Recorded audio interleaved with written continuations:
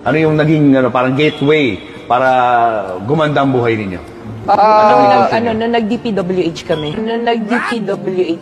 Gano'ng karaming kotse meron kayo? Parang dito sa baba, parang personal use lang namin, nasa 30 plus na yata siya. 30 plus? 40. Mga 40 plus. Ano klase mga sasakyan to?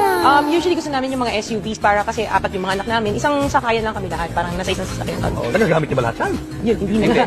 Hindi na nga, sa dami. Yung iba, pinapagamit namin sa mga bata as Yung hatid sa school yung mga bata. Or kaya yung iba kasi, yung anak ko, yung dalawang anak ko kaya na mag-drive. So minsan ginagamit nila. Ano ang klase mga kotse to? Describe mo namin. Okay, so mostly American car siya. So ito yung Cadillac, white and black. And then syempre yung Lincoln Navigator. Ito yung una na bili namin. Tapos yung, yung black lang una na bili namin. Tapos yung white, gusto ko may white din siya. Black and white. Black and Wow, white. black and white. Yes. GMC. GMC Denali. So black and white version din siya. Pero ito, diesel to, ito gas. So ito si black and white. So Grand Wagoneer, parang Jeep. So wala siya dito, walang ganito sa Manila. May isa yata kumuha, pero nag-iisa lang itong kulay na to. Galing saan to? Pinaship ko from the US. From the US. It's an American car. Yes, it's an American car. Nagmamaneho ka rin? Marunong ako mag-drive, left, right. Hindi ako marunong mag-park. Yun. Yung Suburban, dito na yan, local ko na nabili yan. Local na lang. Oo, si Sabi, Wow, ganda. Alphard. Oo, ganda naman ito. And mga pick-up tong dalawang to.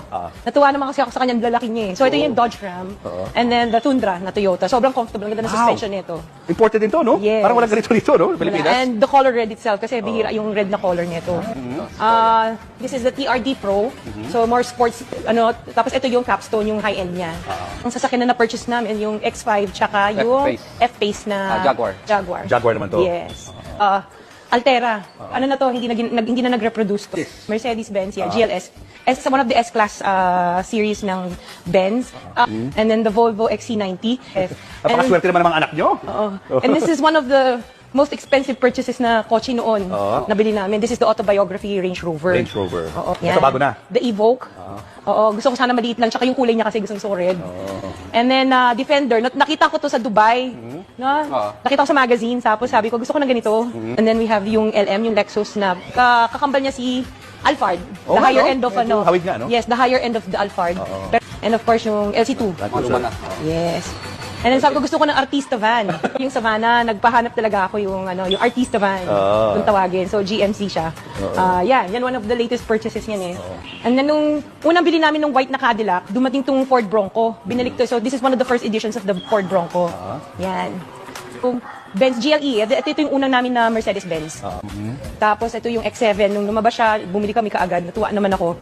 Tapos we have yung Sprinter, isang artista van din siya. Talagang showbiz na showbiz. Artista ba na naman? Ito naman for long